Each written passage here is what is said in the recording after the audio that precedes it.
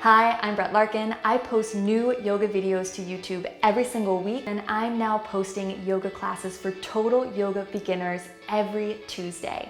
So if you're new to yoga or interested in learning, make sure to like and hit subscribe. So sleep is something that so many people struggle with. Do you struggle falling asleep at night? Sometimes, yep. Yeah. So these are 3 go-to postures that really, even if you're a total beginner, should be accessible to you. So the first one is to do some sort of forward fold. Now, I'm going to show what I would do, and I'm going to grab a yoga block. What I would do as someone who's been doing yoga a long time is a downward facing dog with my head on the block. So downward dog, and just being able to rest my head on the block. This feels really nourishing, really restorative. For me, this is great for before bed. But for someone like Murray, who's a beginner, is down dog a resting posture for you? Does it feel relaxing? Right? Not gonna work for him. But we still want him to go into some sort of forward fold. So what I'm gonna do or suggest is that he use the chair, or if you were in your bedroom, it could be your bed, the edge of your bed, to come into that forward fold position where you have your hips over your ankles and you just fold forward like this. So it's still a forward fold, it's just a more mild forward fold, and you can even walk your hands down the chair, or you could even just be placing your hands on the edge of your bed if you visualize a bed right here if you were in your bedroom. You want to try it? Let's give it a go. So what this does in this forward fold is it helps stretch the hamstrings, the backs of the legs. It's helping him find some length in his spine. And if you walk your hands down the chair just a little bit, it's getting his head in line with his heart, right? So his head and his heart are in line. Usually when we're standing, right, our head is above our heart. And when we're able to have the head and heart in one line, it affects the blood pressure in the nervous system in such a way that it elicits the relaxation response and helps us calm down. So the first thing to do is take 5 or so deep breaths here, in and out through the nose, and just think about relaxing the whole body. So focus less on it having to be an intense stretch, and focus more on the breath and this idea that you just want to slow down. How are you feeling? That feels good. Good. All right, after this pose, my second pick for a bedtime yoga posture is a supine twist. So you're gonna lie down on the floor, or you can lie in your bed. So just come to lie down on your back.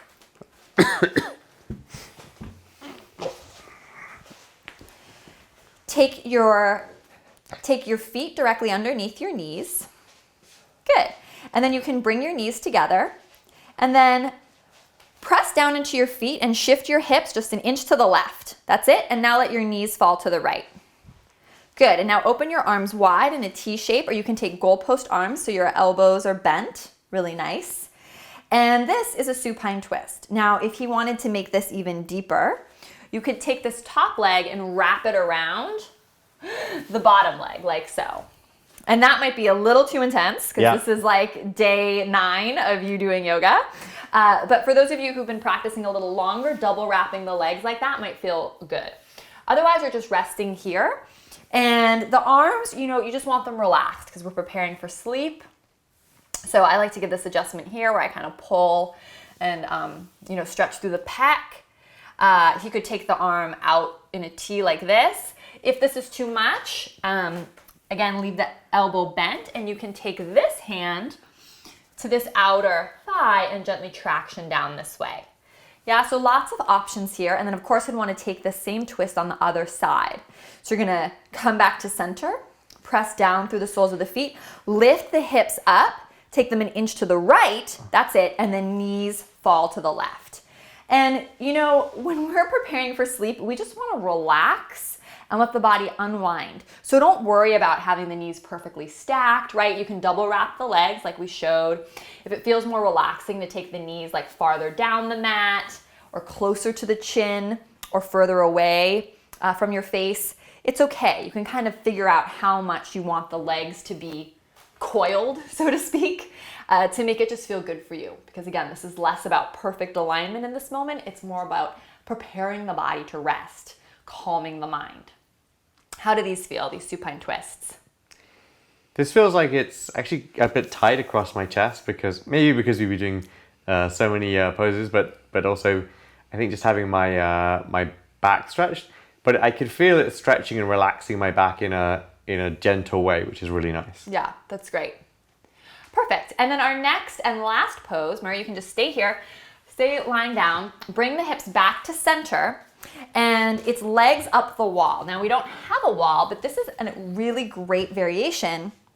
I'm just gonna have him put his calves up on this chair.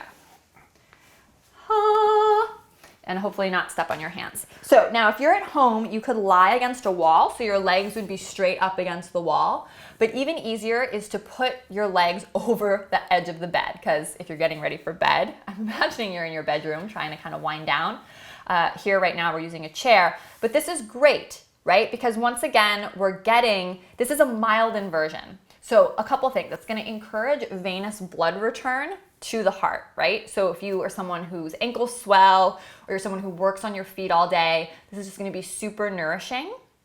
And it also is helping just elicit that relaxation response in the body for a variety of reasons. So either legs up the wall or this modification actually feels nicer for me sometimes, because it's just more subtle. Well, if I had my legs up on the wall, I can't really actually straighten my legs like that. Right. So it's going to feel tense, whereas this actually feels relaxed because they're being supported. Great point. So again, if you're someone who's new or has limited flexibility in your hamstrings, this is the variation you want before you go to bed, not the traditional legs up the wall. Because it's like you said, it would be too much for you as a beginner right now. Yep. So those are my top 3 yoga poses for getting ready for sleep. Murray, how do you feel? I feel relaxed right now. All right, perfect. He's on his way to slumber. Guys, let us know in the comments below.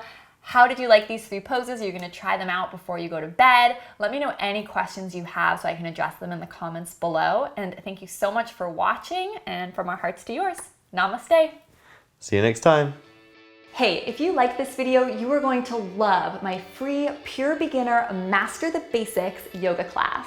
Not only do I cover the top 10 yoga poses you're most likely to encounter as a beginner, but I give you a downloadable cheat sheet showing you exactly how to do each of these moves so you know you're doing them correctly. Let's banish the fear and confusion of doing it wrong. Let's master the basics together. Go to BrettLarkin.com/beginner for your free download, and I'll see you on the mat. Namaste.